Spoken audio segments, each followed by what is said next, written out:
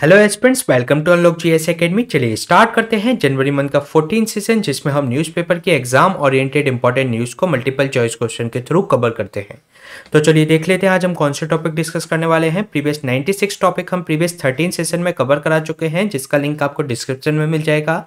आज हम चर्चा करेंगे चैट जीपीटी के बारे में, देन हम जानेंगे अहोम बुरियल माउंट्स मैडम के बारे में, साथ ही साथ चर्चा करेंगे इन्फ्लेशन टारगेटिंग फ्रेमवर्क के बारे में, जानेंगे म्युनिसिपल बॉन्ड्स के बारे में। अभी डब्ल्यूटीओ के अंतर्गत फिशरीज सब्सिडी से संबंधित एक नया एग्रीमेंट हुआ है, तो चर्चा करेंगे इसके बारे में और जानेंगे रेड होल माइनिंग के बारे में। Agriculture insurance company of India limited के बारे में भी चर्चा करेंगे और चर्चा करेंगे जगन्नाथ टेम्पल के बारे में। तो चलिए स्टार्ट करते हैं आज का इंपॉर्टेंट सेशन। ये क्वेश्चन आपका चैट जीपीटी से संबंधित है, जिसके रिगार्डिंग आपको 3 स्टेटमेंट दिए गए हैं। फर्स्ट स्टेटमेंट में आपसे कहा गया है कि जो चैट जीपीटी है एक न्यू आर्टिफिशियल इंटेलिजेंस पे आधारित चैट टूल है, जो कि latest advance natural language processing और मशीन लर्निंग को यूज करता है। साथ ही साथ यूजर के इनपुट के आधार पर ये इंटेलिजेंट एंड इंगेजिंग रिस्पॉन्सेस को जनरेट करता है। सेकेंड स्टेटमेंट में आपसे कहा गया है कि ये ट्रेंड है जो कि यूज कर सकता है मशीन लर्निंग टेक्निक को, जो कि इसको कहा जाता है reinforcement learning from the human feedback. Third statement में आपसे कहा गया है कि ये जो चैटबॉट है एक परसिस्टेंट है और इसकी लॉन्ग टर्म मेमोरी होती है, उसके आधार पर ये टास्क का एग्जीक्यूशन प्रोवाइड कराता है। तो इसके रिगार्डिंग आपको करेक्ट आंसर फाइंड आउट करना है, तो चलिए देख लेते हैं इसका आंसर। इसमें जो फर्स्ट स्टेटमेंट में जो बात की गई है कि जो चैट जीपीटी है एक न्यू आर्टिफिशियल इंटेलिजेंस पे आधारित चैट टूल है, जो कि यूज करता है लेटेस्ट एडवांसेस नेचुरल लैंग्वेजिंग प्रोसेसिंग को, साथ ही साथ मशीन लर्निंग को, जो कि यूजर के इनपुट के आधार पर इंटेलिजेंट एंड इंगेजिंग रिस्पॉन्सेस को ये जनरेट करता है। तो ये इसके अंतर्गत करेक्ट स्टेटमेंट है। इसके अलावा सेकंड स्टेटमेंट में जो बात की गई है कि ये ट्रेंड है जो कि मशीन लर्निंग टेक्निक को यूज कर सकता है और इस टेक्निक का नाम है reinforcement learning from the human feedback. तो ये भी इसके अंतर्गत करेक्ट स्टेटमेंट है। इसके अलावा थर्ड स्टेटमेंट में जो बात की गई है कि ये जो चैटबॉट्स है ये परसिस्टेंट है और इसकी लॉन्ग टर्म मेमोरी होती है, साथ ही साथ ये टास्क एग्जीक्यूट कर प्रोवाइड करा सकता है। तो ये भी इसके अंतर्गत करेक्ट स्टेटमेंट है, इसलिए इसका जो आंसर हो जाएगा A, 1, 2 एंड 3। चलिए जान लेते हैं चैट जीपीटी के बारे में। ये जो चैट जीपीटी है एक न्यू आर्टिफिशियल इंटेलिजेंस पर आधारित एक चैट टूल होता है और इसके अंतर्गत ये जो लेटेस्ट एडवांस जो नेचुरल लैंग्वेज प्रोसेसिंग है और मशीन लर्निंग को ये यूज करता है और इसमें यूजर के इनपुट के आधार पर ये एक इंटेलिजेंट और इंगेजिंग रिस्पॉन्सेस को ये जनरेट करता है। अगर हम बात करें चैट जीपीटी की, तो ये बेस्ड है जो पावरफुल जीपीटी 3.5 सीरीज है लैंग्वेज लर्निंग मॉडल्स की, तो उसके अंतर्गत इसको तैयार किया गया है, उस पर बेस्ड ये है। साथ ही साथ इसमें जो इंटरेक्शंस हैं ये कन्वर्सेशनल वे में इसमें इंटरेक्शन की जाती है, यानी कि बातचीत के आधार पर इसमें कन्वर्सेशन किया जाता है। इसके अलावा इसमें जो डायलॉग फॉर्मेट में ये कन्वर्स करता है, साथ ही साथ ये आपके जो पॉसिबल बनाता है चैट जीपीटी के अंतर्गत जो भी आपको एक क्वेश्चंस आपने पूछा उसके आधार पर आपको फॉलो अप क्वेश्चन पूछना है, यानी कि उस पर बेस्ड अगला क्वेश्चन पूछना है, तो उसको भी इसमें पॉसिबल किया जा सकता है। साथ ही साथ ये अपनी जो मिस्टेक्स हैं उसको एडमिट करता है, साथ ही साथ ये जो इनअप्रोप्रिएट अगर इससे रिक्वेस्ट की जाती है तो उसको ये रिजेक्ट भी कर सकता है। इसके अलावा इसमें जो जीपीटी नाम रखा गया है, जीपीटी का स्टैंड्स है जनरेटिव प्री ट्रेन ट्रांसफॉर्मर, और ये एक तरीके से कंप्यूटर लैंग्वेज मॉडल्स पर आधारित है और जो कि आपकी एक लर्निंग टेक्निक्स पर एक तरीके से आधारित है, जो कि ह्यूमन लाइक जो टेक्स्ट बेस्ड इनपुट इसके अंतर्गत दिया जा सकता है। अगर हम बात करें ये ट्रेंड होता है जो लर्निंग मशीन लर्निंग जो टेक्निक होती है जिसका नाम है reinforcement learning from the human feedback, तो उसको भी ये यूज कर सकती है। इसमें जो ह्यूमन फीडबैक के आधार पर, चूंकि इसकी जो लॉन्ग टर्म मेमोरी होती है, तो इसके आधार पर ये ह्यूमन फीडबैक को ये अपनी मेमोरी में रख लेती है और उस मेमोरी के आधार पर ये एक तरीके से जब इससे अगले समय पर जब रिजल्ट मांगा जाता है तो ये उससे एक एक्यूरेट रिजल्ट पर्सनलाइज्ड फॉर्म में ये प्रोड्यूस कर सकती है। तो इसमें जो ह्यूमन फीडबैक के आधार पर ये जो अपनी लर्निंग प्रोसेस को रीइंफोर्स इसके अंतर्गत करती है। साथ ही साथ जो चैट जीपीटी है ये करेंटली अवेलेबल है ओपन आर्टिफिशियल इंटेलिजेंस वेबसाइट्स पर। अगर हम बात करें ये जो की डिफरेंस की, जो कि सर्च इंजन जो अभी हम यूज करते हैं गूगल आदि पर, तो वह चैटबॉट्स इससे किस तरीके से डिफरेंट है। तो अगर हम बात करें इनके डिफरेंस के बीच में, तो ये जो गूगल जो सर्च इंजन होते हैं, इनकी शॉर्ट टर्म मेमोरी होती है, जो कि ये जो रिजल्ट प्रोवाइड कराते हैं वह शॉर्ट टर्म मेमोरी के आधार पर ये रिजल्ट प्रोवाइड कराते हैं। जबकि जो चैटबॉट्स होते हैं ये एक तरीके से आपके परसिस्टेंट होते हैं और इनकी मेमोरी भी लॉन्ग टर्म की होती है। तो ये जो टास्क प्रोवाइड कराते हैं इस लॉन्ग टर्म मेमोरी के आधार पर ये प्रोवाइड कराते हैं। इसके अलावा चैटबॉट का एक एडवांटेज ये है क्योंकि इसके अंतर्गत ये एक जो हिस्ट्री बेस्ड इस पे एक तरीके से हिस्टोरिकल इंटरेक्शंस करके आधार पर ये अपना रिजल्ट देता है।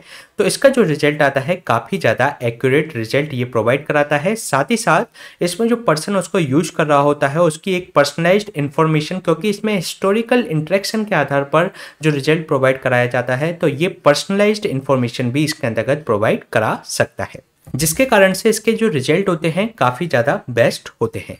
इसके अलावा अगर हम बात करें in the contrast of search engine के बारे में, तो ये एक minimal level of personalised result होता है और ये एक तरीके से प्रीवियस सर्चेस को भी नहीं एक तरीके से उनसे इंटरेक्ट करता।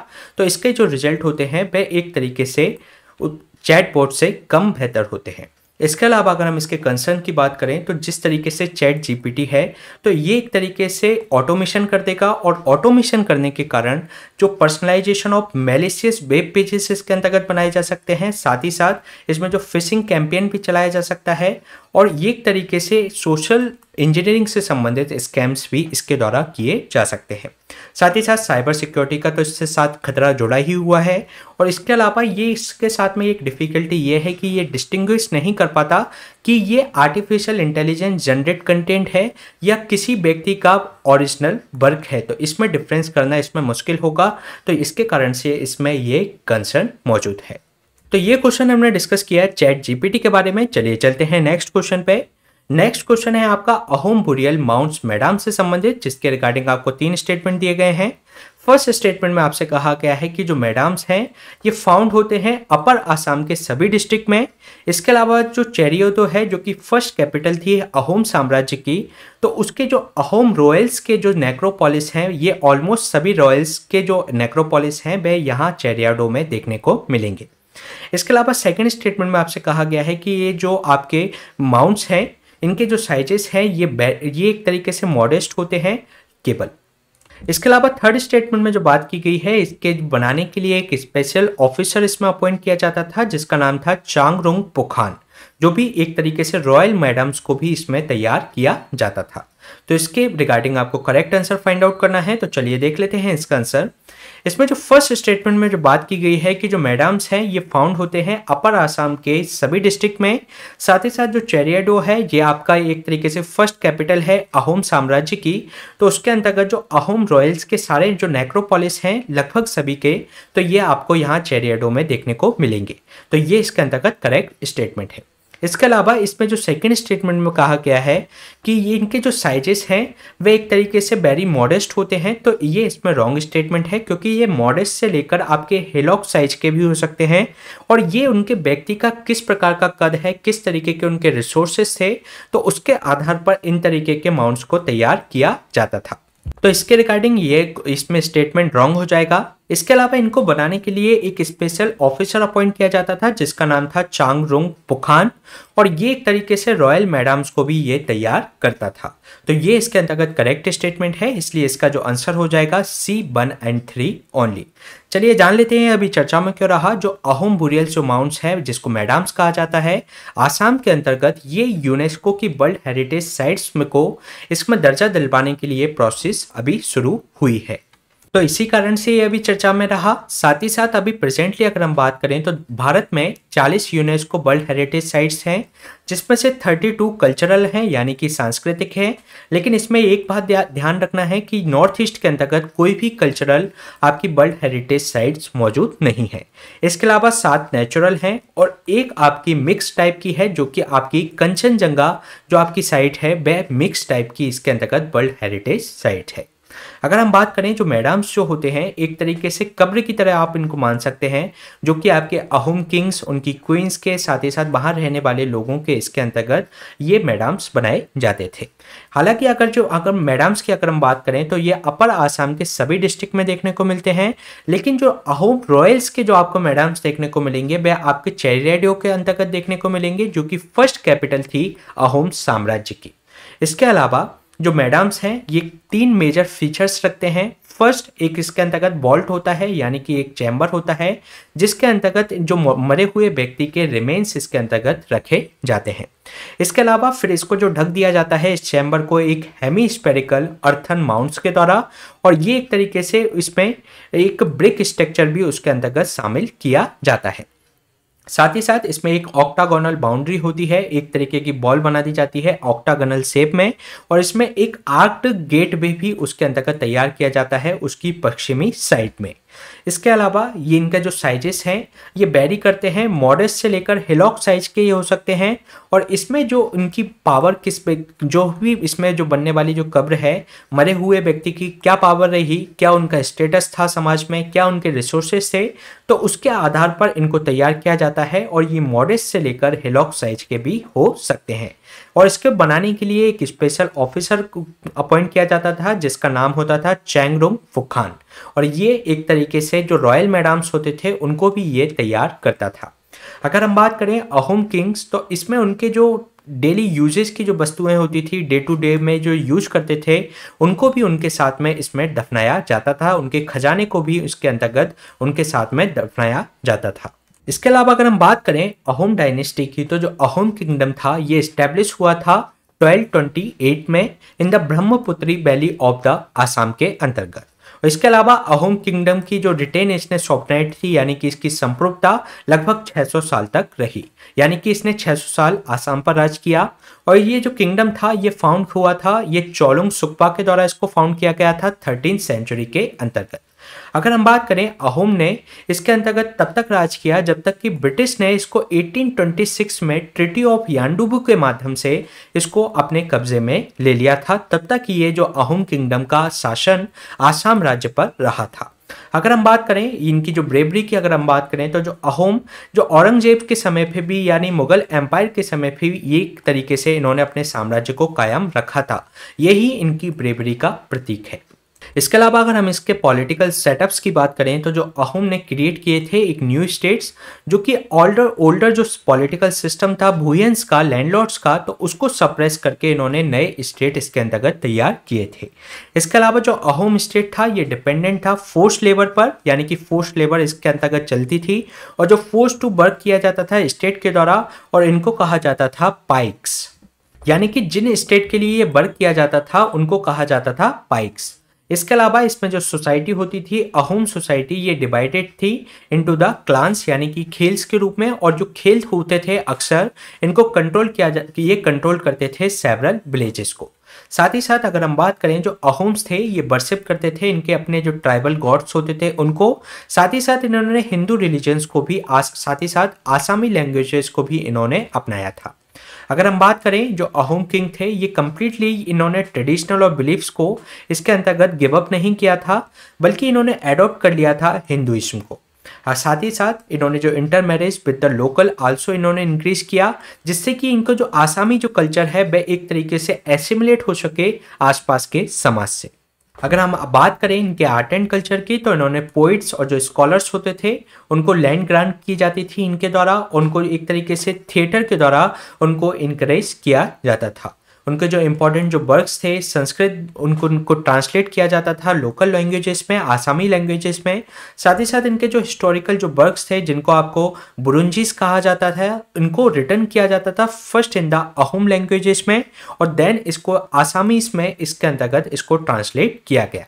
तो इसके अंतर्गत जो भी इनके आर्ट एंड कल्चर से संबंधित जो हिस्टोरिकल जो वर्क थे उनको बुरुंजीस कहा जाता था। एक तरीके से इनका रिटन टेक्स्ट होता था जो कि अहोम लैंग्वेजेस में था। तो ये बात ध्यान रखिएगा, जो बुरुंजीस थे वह इनका रिटन टेक्स्ट था।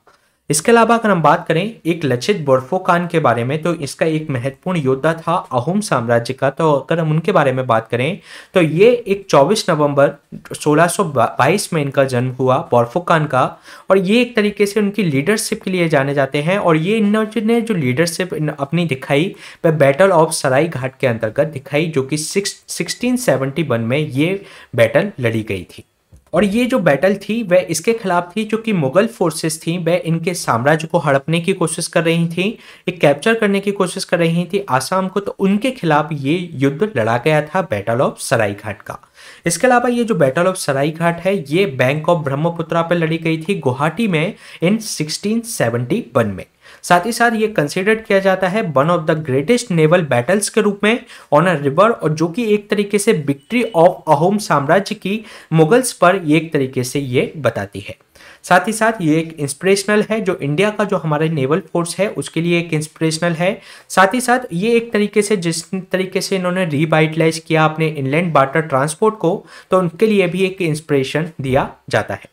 इसके अलावा लचित बोर्फुकान के नाम पर एक गोल्ड मेडल भी दिया जाता है, जो नेशनल डिफेंस एकेडमी है उसमें जो बेस्ट कैडेट होता है उसको ये एक तरीके से गोल्ड मेडल प्रोवाइड कराया जाता है, लचित बोर्फुकान गोल्ड मेडल।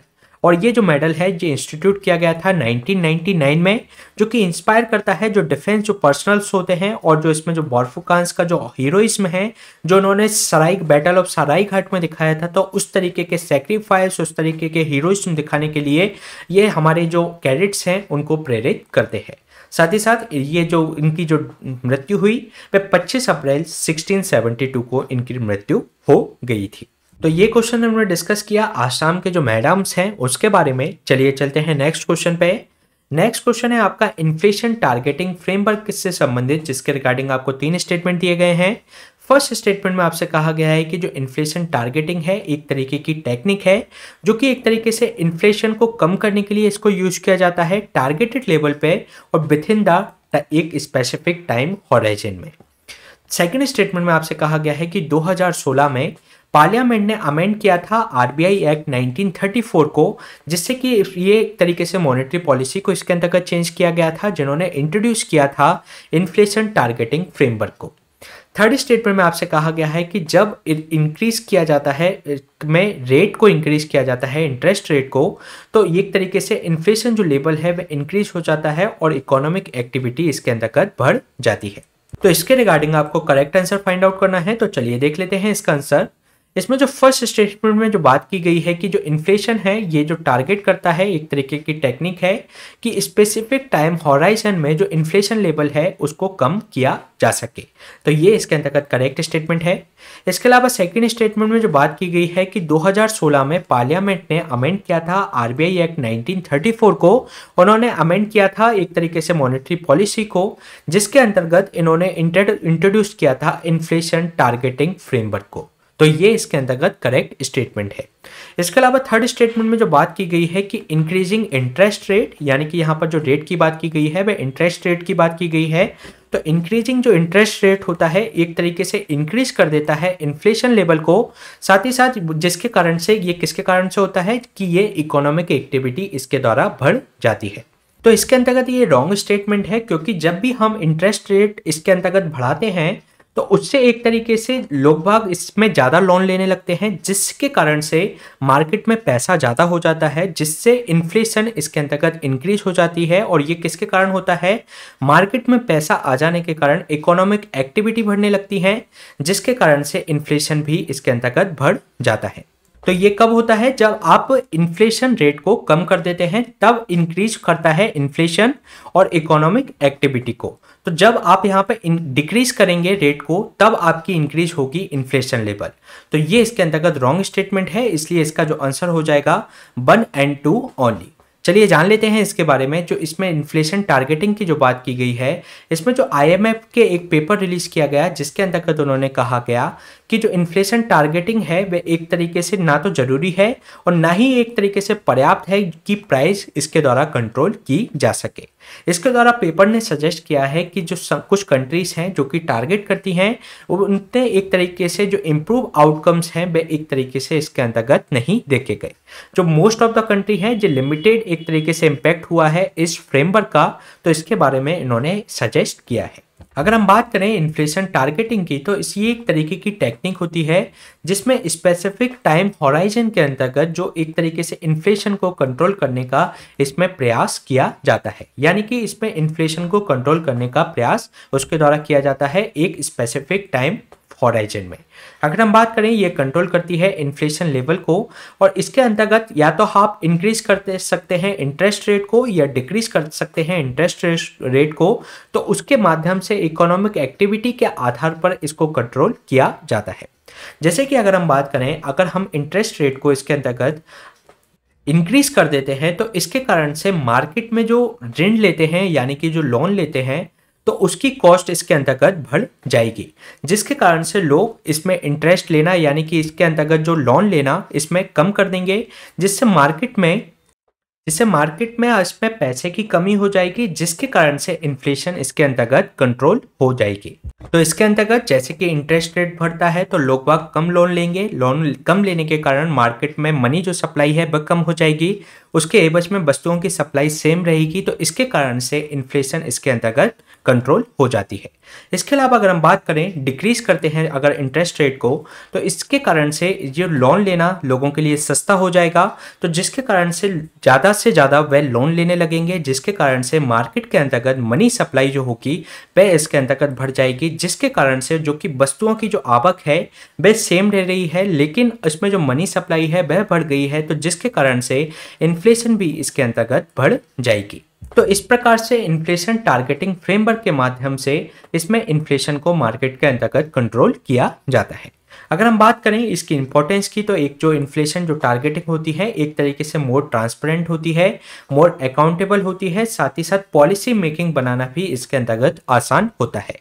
इसके अलावा इसमें जो प्राइस स्टेबिलिटी होती है अलाउ करती है, अगर मार्केट में अगर प्राइस स्टेबिलिटी अगर बनी होती है तो वह अलाउ करती है कि ज़्यादा से ज़्यादा इन्वेस्टर्स इसके अंतर्गत आएँ और वे कॉन्फिडेंट होंगे इसमें इन्वेस्ट करने के लिए, तो जिसके कारण से प्रोडक्टिव एक्टिविटी भी इसके अंतर्गत इंक्रीज होती है। अगर हम बात करें जो प्राइस स्टेबिलिटी को मेंटेन करने के लिए एक purchasing power of the consumer भी इसके अंतर्गत एक तरीके से प्राइस स्टेबिलिटी हो, तो जो परचेसिंग पावर होगी कंज्यूमर की तो वह भी इसके अंतर्गत बेहतर हो सकती है। इसके अलावा अगर हम 2016 की बात करें तो जो पार्लियामेंट ने अमेंड किया था आरबीआई एक्ट 1934 को, जो कि चेंज करता है मॉनेटरी पॉलिसी को और जो कि इंट्रोड्यूस करता है इन्फ्लेशन टारगेटिंग फ्रेमवर्क को, जिसके अंतर्गत जो अगर हम न्यू फ्रेमवर्क की बात करें तो सेंट्रल गवर्नमेंट के द्वारा कंसल्ट किया जाता है आरबीआई के द्वारा इस सेट्स पर, और जिसके अंतर्गत एक टारगेट निर्धारित किया गया है, जिसका अगर हम देखें तो 4+-2 का इसके अंतर्गत इन्फ्लेशन का टारगेट रखा गया है।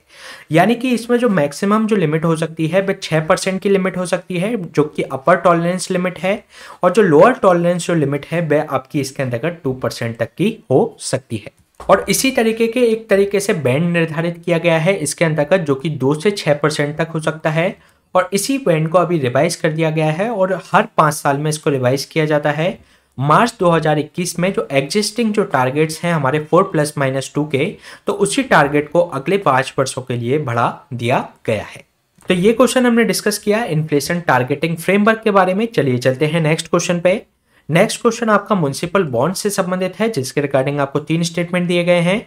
फर्स्ट स्टेटमेंट में आपसे कहा गया है कि एक म्युनिसिपल बॉन्ड होते हैं, एक डेब्ट इंस्ट्रूमेंट्स होते हैं जो कि इशू किए जाते हैं म्युनिसिपल कॉर्पोरेशंस के द्वारा। सेकेंड स्टेटमेंट में आपसे कहा गया है कि जो जबलपुर है एक तरीके से ये एक म्युनिसिपल बॉन्ड्स को फर्स्ट टाइम इन्होंने इंडिया के अंतर्गत इंट्रोड्यूस किया था 1997 में। थर्ड स्टेटमेंट में आपसे कहा गया है कि ये एक तरीके से इनेबल करते हैं कि एडॉप्ट कर सके जो इनोवेटिव और एप्रोप्रिएट जो टेक्नोलॉजीज हैं फॉर द वेस्ट ट्रीटमेंट के लिए या एयर एंड वाटर पॉल्यूशंस को कंट्रोल करने के लिए, तो ये इसके अंतर्गत ये इनको एडॉप्ट करने के लिए इनेबल करते हैं। तो इसके रिगार्डिंग आपको करेक्ट आंसर फाइंड आउट करना है, तो चलिए देख लेते हैं इसका आंसर। इसमें जो फर्स्ट स्टेटमेंट में जो बात की गई है, जो म्युनिसिपल बॉन्ड है एक तरीके के डेब्ट इंस्ट्रूमेंट होते हैं जो कि इशू किए जाते हैं म्युनिसिपल कॉर्पोरेशंस के द्वारा, तो ये इसके अंतर्गत करेक्ट स्टेटमेंट है।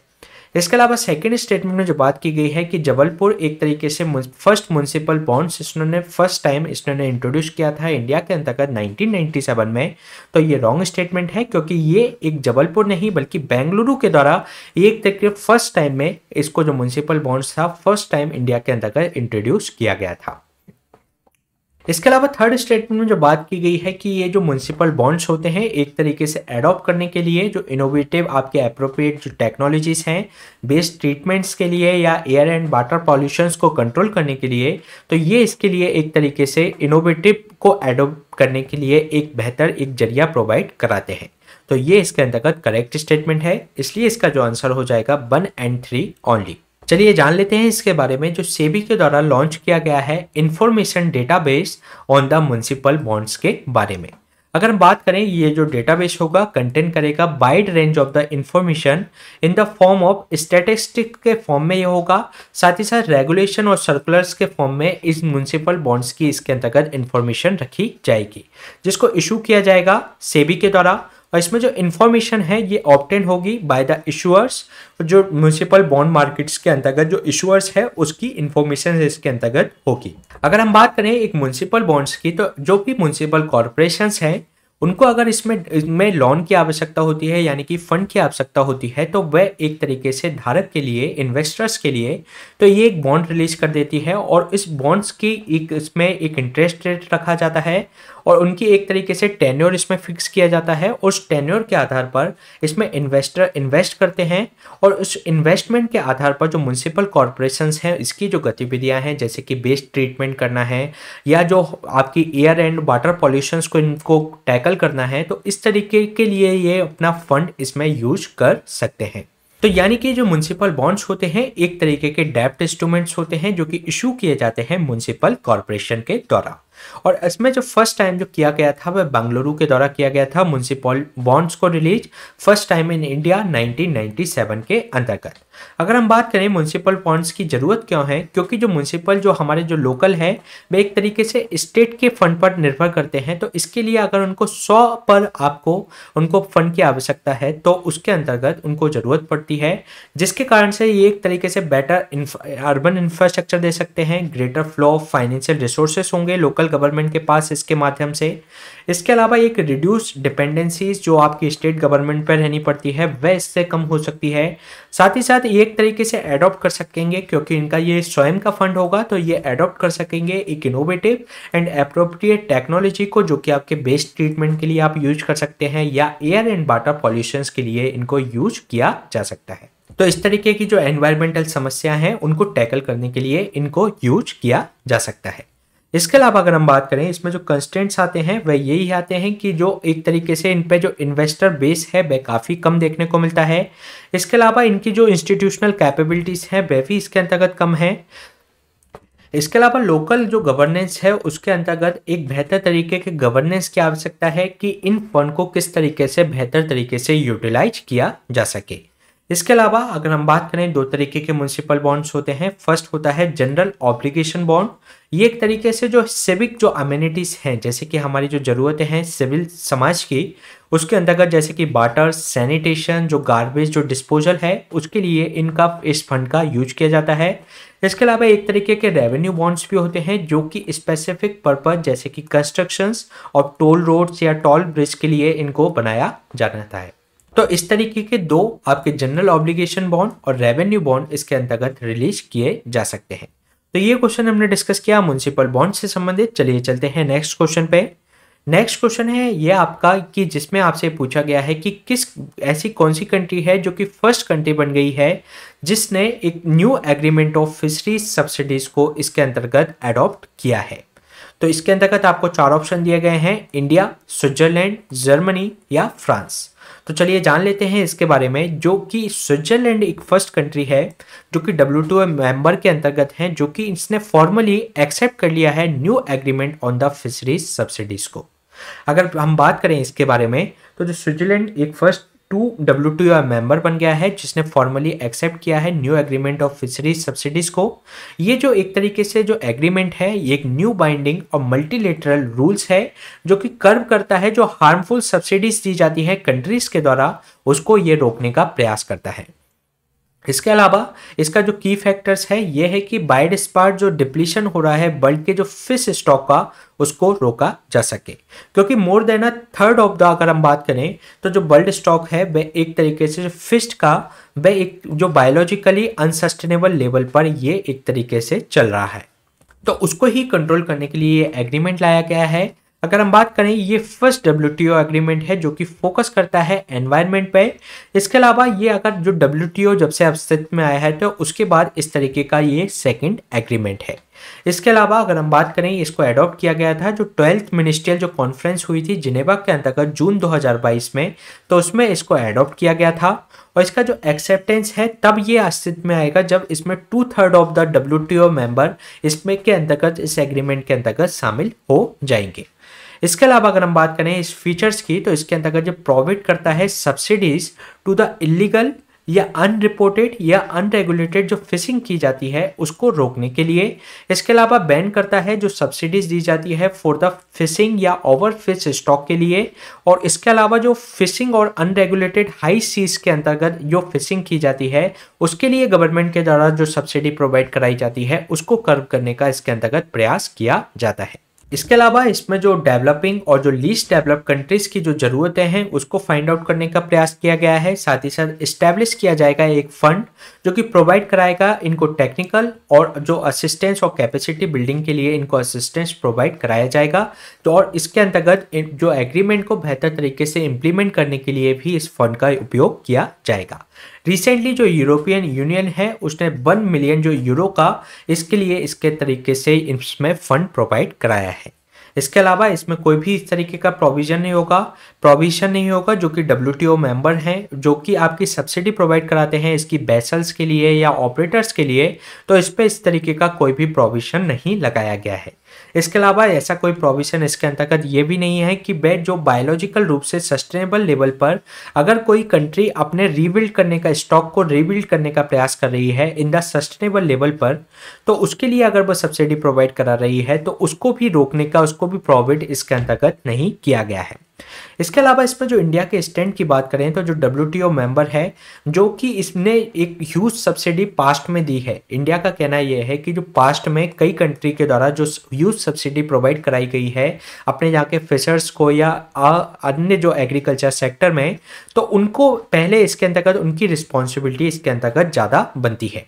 और इस तरीके के जो विवाद हैं उसमें एक भारत का सबसे बड़ा स्टैंड हमेशा यही रहता है कि जो पॉल्यूटर्स है उसका पे प्रिंसिपल्स का एक सिद्धांत होता है कि जिसके अंतर्गत जिसने पॉल्यूट किया है उसको ही इसके अंतर्गत पे करना चाहिए। इसके अलावा एक कॉमन बट डिफरेंशियल रिस्पॉन्सिबिलिटीज की ये बात करते हैं कि क्योंकि इसके अंतर्गत जो रिस्पॉन्सिबिलिटी है जिनने सबसे ज़्यादा इसके अंतर्गत इनका दोहन किया है उनकी रिस्पॉन्सिबिलिटी इसके अंतर्गत ज़्यादा बनती है। तो इसमें कॉमन बट डिफरेंशियल रिस्पॉन्सिबिलिटी का तर्क भारत की तरफ से हमेशा दिया जाता है। तो ये क्वेश्चन हमने डिस्कस किया जो फिशरीज सब्सिडीज से संबंधित जो WTO का एग्रीमेंट हुआ उससे संबंधित। चलिए चलते हैं नेक्स्ट क्वेश्चन पे। नेक्स्ट क्वेश्चन आपका रेड होल माइनिंग से संबंधित है जिसके रिगार्डिंग आपको 3 स्टेटमेंट दिए गए हैं। फर्स्ट स्टेटमेंट में आपसे कहा गया है कि जो रेड होल माइनिंग होती है ये इन्वॉल्व करती है एक तरीके से एक नैरो टनल इसके अंतर्गत खोदी जाती है और जिसके अंतर्गत ये यूजुअली 3 से 4 फीट की हाई होती है, जिसमें जो वर्कर होते हैं लगभग इसमें अक्सर चिल्ड्रंस को इसमें एंटर कराया जाता है कोल के एक्सटर्नल के लिए।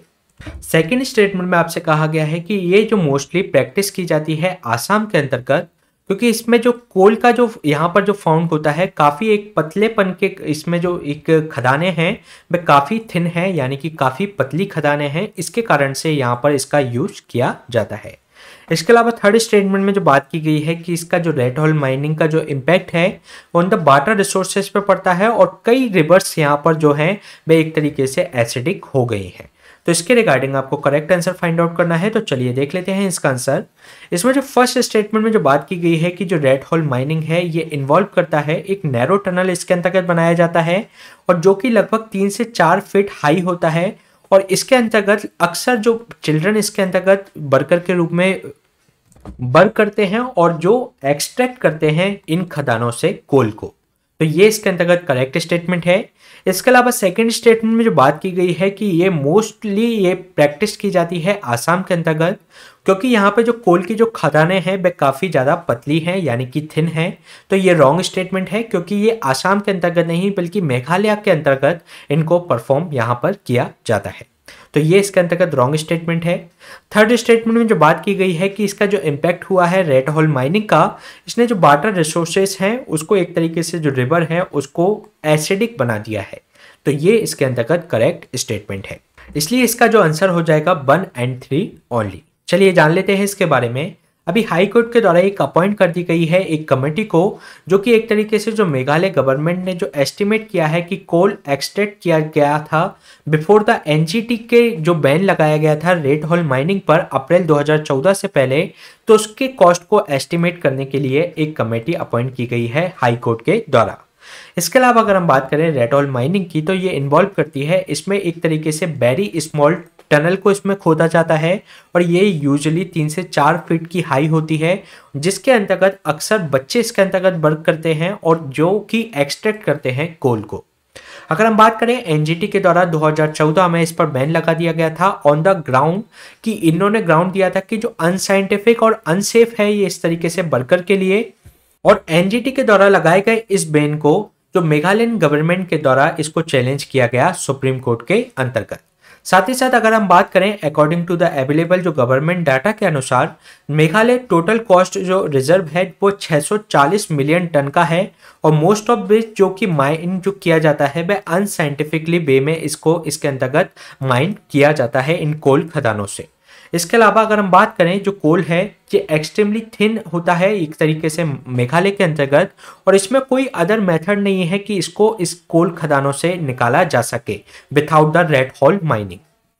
इसके अलावा जो गवर्नमेंट है उसके पास कोई पॉलिसी नहीं है जो कि रेगुलेट कर सके mining and new mining policy जो ड्राफ्ट की गई थी 2012 के अंतर्गत, और जो कि अभी तक इम्प्लीमेंट नहीं की गई है, और जो एनजीटी ने इसको जो 2012 की पॉलिसी के आधार पर बताया तो वह एक तरीके से अपर्याप्त है, और ये एक तरीके से एड्रेस नहीं कर सकती यहाँ पर जो रेड होल माइनिंग होती है उसको।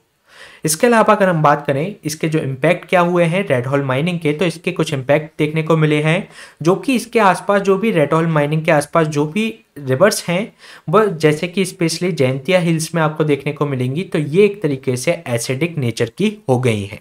इसके अलावा जो वाटर है हाई कंसंट्रेशन हो जाता है यहाँ पर सल्फेट्स का, आयरन का या टॉक्सिक जो हैवी मेटल्स का, और इसके कारण से जो डिजॉल्व ऑक्सीजन की इसके अंतर्गत जो मात्रा है वह कम हो जाती है, और बायोलॉजिकल ऑक्सीजन डिमांड इसकी बढ़ जाती है, जिसके कारण से ये एक तरीके से इनकी क्वालिटी डिग्रेडेड होती चली जाती है।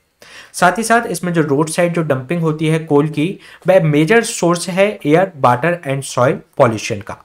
साथ ही साथ ऑफ रोड जो मूवमेंट्स होता है ट्रक्स का, अदर व्हीकल्स का in the area of coal transportation के लिए, तो ये भी एक तरीके से इकोलॉजिकल और एनवायरमेंटल डैमेज करता है इस एरिया को। और जो प्रैक्टिस है जो कि डिक्लेयर की गई थी unsafe by the workers by the NGT के द्वारा जब 2014 में इस पर बैन लगाया गया था, तो वह भी एक तरीके से इसी आधार पर, इसी इम्पैक्ट के आधार पर उन्होंने बैन लगाया था। साथ ही साथ ये जो माइन ब्रांच है जो नेटवर्क ऑफ हॉरिजॉन्टल चैनल्स इसके अंतर्गत बनाए जाते हैं, एक तरीके से रेड हॉल्स की तरह से ये रहती हैं, 3 से 4 फीट की ऊंचाई की ये एक तरीके से माइनिंग होती है, और जो कि एक रिस्क इसमें बताती है कि एक तरीके से फ्लडिंग का भी इसके अंतर्गत खतरा आ सकता है, क्योंकि जो इसमें जो नदी भी आसपास ही बहती है, तो जिससे बाढ़ का खतरा भी यहाँ पर बना रहता है। तो ये क्वेश्चन हमने डिस्कस किया रेड होल माइनिंग से संबंधित। चलिए चलते हैं नेक्स्ट क्वेश्चन पे। नेक्स्ट क्वेश्चन है आपका agriculture insurance company of India limited से संबंधित, जिसका रिगार्डिंग आपको 3 स्टेटमेंट दिए गए हैं। फर्स्ट स्टेटमेंट में आपसे कहा गया है कि जो एग्रीकल्चर इंश्योरेंस कंपनी है ये इनकॉर्पोरेट की गई थी under the Indian companies act 1956 के अंतर्गत इन 2002 में, और अंडर द एडमिनिस्ट्रेटिव कंट्रोल आती है ministry of agriculture and farmer welfare के अंतर्गत। सेकेंड स्टेटमेंट में आपसे कहा गया है कि जो एग्रीकल्चर इंश्योरेंस कंपनी है ये एक तरीके से इंप्लीमेंट करती है नेशनल एग्रीकल्चर इंश्योरेंस स्कीम को। थर्ड स्टेटमेंट में आपसे कहा गया है कि जो department of agriculture corporation and farmer welfare है ये एक तरीके से डेजिग्नेट करता है और जो एग्रीकल्चर इंश्योरेंस कंपनी है for the crop insurance scheme के लिए। तो इसके रिगार्डिंग आपको करेक्ट आंसर फाइंड आउट करना है, तो चलिए देख लेते हैं इसका आंसर। इसमें जो फर्स्ट स्टेटमेंट में जो बात की गई है कि जो एग्रीकल्चर इंश्योरेंस जो कंपनी है, ये एक तरीके से under the India company act 1956 के अंतर्गत इसको स्थापित किया गया था 2002 में। अंडर द एडमिनिस्ट्रेटिव कंट्रोल आती है ministry of agriculture and farmer welfare के। तो इसको जो इनकॉर्पोरेट किया गया था इंडियन कंपनीज एक्ट 1956 के अंतर्गत किया गया था 2002 में, लेकिन ये एडमिनिस्ट्रेटिव कंट्रोल में नहीं आती ministry of agriculture and farmer welfare के, बल्कि मिनिस्ट्री ऑफ फाइनेंस के अंतर्गत ये एडमिनिस्ट्रेटिव कंट्रोल में आती है। तो ये इसके अंतर्गत रॉन्ग स्टेटमेंट हो जाएगा। इसके अलावा जो एग्रीकल्चर इंश्योरेंस जो कंपनी है, ये एक तरीके से इंप्लीमेंट कर रही है नेशनल एग्रीकल्चर इंश्योरेंस स्कीम को। तो ये इसके अंतर्गत करेक्ट स्टेटमेंट है। इसके अलावा थर्ड स्टेटमेंट में जो बात की गई है कि जो department of agriculture corporation of farmer welfare है, ये डेजिग्नेट करता है एक तरीके से क्रॉप इंश्योरेंस स्कीम के लिए। तो ये भी इसके अंतर्गत करेक्ट स्टेटमेंट है, इसलिए इसका जो आंसर हो जाएगा 2 और 3 ओनली। चलिए जान लेते हैं इसके बारे में। जो एग्रीकल्चर इंश्योरेंस कंपनी है, ये रिलीज कर दी गई है एक जो सम है कंपेंसेशन जो अगेंस्ट जो क्रॉप डैमेज हुआ था, जो कि क्लेम किया गया था फार्मर्स का इन द बाड़मेर डिस्ट्रिक्ट में, तो उसके लिए एक तरीके से इनको रिलीज कर दिया गया है।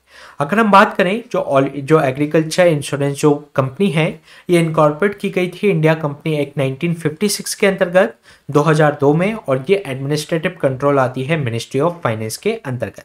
इसके अलावा जो एग्रीकल्चर इंश्योरेंस जो कंपनी है, ये प्रमोट करती है जो कि सेवरल जो पब्लिक सेक्टर जो फाइनेंशियल इंस्टीट्यूशंस हैं, जैसे कि general insurance company, new India assurance company, साथ ही साथ जो नाबार्ड को भी स्पेशलिटी है क्रॉप इंश्योरेंस प्रोवाइडर्स के रूप में। साथ ही साथ जो department of agriculture corporation and farmer welfare है, इसने डेजिग्नेट किया है एग्रीकल्चर जो इंश्योरेंस कंपनी है फॉर द गवर्नमेंट जो स्पॉन्सर्ड जो एग्रीकल्चर है या जो क्रॉप इंश्योरेंस जो स्कीम है उसके लिए। और जो एग्रीकल्चर जो इंश्योरेंस जो कंपनी है, ये एक तरीके से इंप्लीमेंट कर रही है नेशनल एग्रीकल्चर इंश्योरेंस स्कीम को भी। तो ये हमने बात की एग्रीकल्चर इंश्योरेंस कंपनी के बारे में। चलिए चलते हैं नेक्स्ट क्वेश्चन पे। नेक्स्ट क्वेश्चन आपका जगन्नाथ टेम्पल से संबंधित है, जिसके रिगार्डिंग आपको 3 स्टेटमेंट दिए गए हैं। फर्स्ट स्टेटमेंट में आपसे कहा गया है कि इसमें जो बिलीव किया जाता है कि इसको कंस्ट्रक्ट करवाया गया था 12th सेंचुरी के अंतर्गत किंग अनंत वर्मन के द्वारा, जो कि ईस्टर्न गंग डायनेस्टी के थे। तो ये इसके अंतर्गत फर्स्ट स्टेटमेंट है। सेकेंड स्टेटमेंट में आपसे कहा गया है कि ये जो टेम्पल है इसको ब्लैक पागोड़ा कहा जाता है, और ये एक पार्ट है 4 धाम का। थर्ड स्टेटमेंट में आपसे कहा गया है कि जो मेन टेम्पल है जो कंस्ट्रक्ट किया गया है कलिंगा आर्किटेक्चर पे, और इसमें जो किसी भी तरीके के इसको इस तरीके से बनाया गया है कि इसमें दिन के समय इसकी शैडो, इस टेम्पल की शैडो धरती पर नहीं पड़ती। तो इसके रिगार्डिंग आपको करेक्ट आंसर फाइंड आउट करना है। तो चलिए देख लेते हैं इसका आंसर। इसमें जो फर्स्ट स्टेटमेंट में जो बात की गई है कि इसके लिए बिलीव किया जाता है कि ये कंस्ट्रक्ट किया गया था 12th सेंचुरी में, जो ईस्टर्न गंग डायनेस्टी के किंग अनंत वर्मन चौनगोंग देव थे, तो उनके द्वारा इसको बनवाया गया था। तो ये इसके अंतर्गत करेक्ट स्टेटमेंट है। इसके अलावा सेकंड स्टेटमेंट में जो बात की गई है कि इस टेम्पल को ब्लैक पैगोडा कहा जाता है, तो इसको ब्लैक पैगोडा नहीं बल्कि व्हाइट पैगोडा के नाम से जाना जाता है। जो ब्लैक पैगोडा जो है वह आपका कोणार्क का सूर्य मंदिर के रूप में ये जाना जाता है। तो व्हाइट पैगोडा के रूप में इसको जाना जाता है जगन्नाथ टेम्पल को, और ये पार्ट है जो 4 धाम है यात्रा है उसका ये पार्ट है। तो ये इसके अंतर्गत करेक्ट स्टेटमेंट है। ये इसके अंतर्गत रॉन्ग हो जाता है। इसके अलावा थर्ड स्टेटमेंट में जो बात की गई है कि जो मेन टेम्पल है ये कंस्ट्रक्ट किया गया है कलिंगा आर्किटेक्चर पे, और इसको इस तरीके से बनाया गया है कि दिन के समय इसकी जो शैडो है, इसकी जो परछाई है, वह ग्राउंड पर कभी नहीं पड़ती। तो ये इसके अंतर्गत करेक्ट स्टेटमेंट है। इसमें जो सेकंड स्टेटमेंट है रॉन्ग है, फर्स्ट एंड थर्ड करेक्ट है, इसलिए इसका जो आंसर हो जाएगा C 1 और 3 ओनली। चलिए जान लेते हैं इसके बारे में। जो इसका जो कंस्ट्रक्शंस है, ये बिलीव किया जाता है कि इसको कंस्ट्रक्ट करवाया गया था 12th सेंचुरी में किंग अनंत वर्मन चौनगोंग देव के द्वारा, जो कि ईस्टर्न गंग डायनेस्टी के राजा थे। इसके अलावा माइथोलॉजी में इसको माना जाता है कि ये यमनिका तीर्थ है, यानी कि जो बिलीव किया जाता है हिंदुओं के द्वारा कि जो पावर ऑफ द यम है, जिसमें जो मौत के देवता माने जाते हैं यानी कि गॉड ऑफ डेथ माने जाते हैं, भाई यहाँ पर उनका प्रभाव एक तरीके से नलीफाई हो जाता है लॉर्ड जगन्नाथ के सामने। इसके अलावा अगर हम इसके आर्किटेक्चर की बात करें तो ये जो टेम्पल है इसको व्हाइट पैगोडा कहा जाता है, और ये पार्ट है जो 4 धाम पिलग्रिमेज है, यानी कि जो हमारी 4 धाम जो तीर्थ स्थान है, जिसमें बद्रीनाथ, द्वारिका, पुरी और रामास्वामी हैं तो वह इसके अंतर्गत चार धाम के अंतर्गत शामिल हैं। इसके अलावा ये अगर 4 गेट्स की बात करें तो जो टेम्पल का जो ईस्टर्न गेट्स है उसको सिंह द्वार कहा जाता है, जो कि मेन गेट है जहां पर एक तरीके से 2 क्रॉचिंग लॉइंस यहाँ पर आपको देखने को मिलेंगे। साथ ही साथ जो सदर्न में आपको अस्त द्वार देखने को मिलता है, जो कि और साथ ही साथ वेस्टर्न में आपको व्याघ्र जो द्वार आपको यहाँ पर देखने को मिलेगा और नॉर्थर्न में आपको हस्ती द्वार आपको देखने को मिलेगा। साथ ही साथ सभी जगह पे आपको एक बेहतर कार्विंग यानी कि नक्काशी देखने को भी मिलेगी हर गेट पे। इसके अलावा इन फ्रंट ऑफ द अगर हम एंट्रेंस की बात करें तो यहाँ पर अरुण स्तंभ आपको देखने को मिलेगा, जो कि सन पिलर, जिसे सन पिलर भी कहा जाता है, जो कि ओरिजिनली आपको जो सन टेम्पल कोणार्क का है वहां पर भी ये आपको देखने को मिलेगा। साथ ही साथ यहाँ से संबंधित 2 फेस्टिवल काफी महत्वपूर्ण है। वर्ल्ड फेमस यहाँ पर रथ यात्रा होती है, इसको कार फेस्टिवल भी कहा जाता है। साथ ही साथ यहाँ पर बहुधा यात्रा भी यहाँ पर आयोजित की जाती है। इसके अलावा अगर हम बात करें जो जगन्नाथ टेम्पल है, एक one of the most refined जो पीस है कलिंग आर्किटेक्चर का। इसके अलावा जो टेम्पल है ये एक तरीके से सेंटर पर खड़ा हुआ है इनर कोर्टयार्ड में, और ये इस पे के अंतर्गत जो एक तरीके से हाई रेज जो प्लेटफॉर्म है उसके अंतर्गत आपको देखने को मिलेगा, और इसके 4 कंपोनेंट्स इसके अंतर्गत हैं जो कि काफी महत्वपूर्ण है, जो कि विमान जिसको देवला या गर्भगृह भी कहा जाता है। इसके अलावा जगमोहन जो कि एक कलिंग आर्किटेक्चर का एक महत्वपूर्ण पार्ट होता है, और इसमें नाट्य मंडपा होता है, एक भोग मंडप इसके अंतर्गत शामिल किया जाता है। इसके अलावा इसका जो आर्किटेक्चर है जगन्नाथ टेम्पल का, ये कॉम्बिनेशन है 2 टाइप्स का, एक रेखा एंड पिदा का, जिसके अंतर्गत जो विमान है जो बिल्ड किए जाते हैं नागर स्टाइल में, जो कि रेखा द्वैल जो आपको देखने को मिलेगा तो ये आपका विमान आपको नागर स्टाइल में देखने को मिलेगा, और जो जगमोहन है यह आपको एक तरीके से पिद्दा द्वैल स्टाइल के अंतर्गत देखने को मिलता है। और जो मेन टेम्पल है जिसको आपको गर्भगृह कहा जाता है, इसको कॉमनली कहा जाता है विमान और देवला के रूप में, जो कि बिल्ड किया गया था फ्रेमवर्क ऑफ द नागरा स्थापत्य कला के आधार पर, एज अ रेखा द्वैल के आधार पर, जो कि कैरेक्टराइज किया जाता है, जहाँ के जो कर्विलिनियर टावर है जिसके एक तरीके से आप शिखर के रूप में जानते हैं, तो वह एक तरीके से विमान इसके अंतर्गत कहा जाता है। तो इसके बारे में इसके जो पार्ट हैं इनको ध्यान रखिएगा। ये जो विमान होता है एक तरीके से जो गर्भगृह होता है, सैंक्रोसैंक्स जो स्थान होता है, पवित्र स्थान होता है। इसके अलावा जगमोहन की जो बात हमने की, नाट मंडप और भोग मंडप इसके अंतर्गत स्थापित किए जाते हैं। इसके अलावा जो कलिंग स्ट्रक्चर में जिसमें आपको जो रेखा द्वैल देखने को मिलेगा, ये एक तरीके से आपको कर्विलिनियर फॉर्म में देखने को मिलेगा। एक तरीके से सैंक्रोसैंक जो स्थान है आपका गर्भगृह, ये आपको देखने को मिलेगा। इसके अलावा जो खाकरा देहुल भी इसके अंतर्गत होते हैं, इस तरीके के स्थान बने होते हैं। पिद्दा द्वैल की जो हमने बात की कि ये 2 स्टाइल से बना हुआ है, रेखा द्वैल और पिद्दा द्वैल, तो ये आपको एक तरीके से पिद्दा द्वैल के रूप में ये मिलेगा। और जो पिद्दा द्वैल होते हैं, जो मेन जो आपका गर्भगृह है उसके इतर जो बनाए जाते हैं वह एक तरीके से पिद्दा द्वैल के फॉर्म में बनाए जाते हैं, और इनको एक तरीके से आपकी एक एक्सिस पे वेस्ट टू ईस्ट आपको इनको स्थापित इसके अंतर्गत किया जाता है।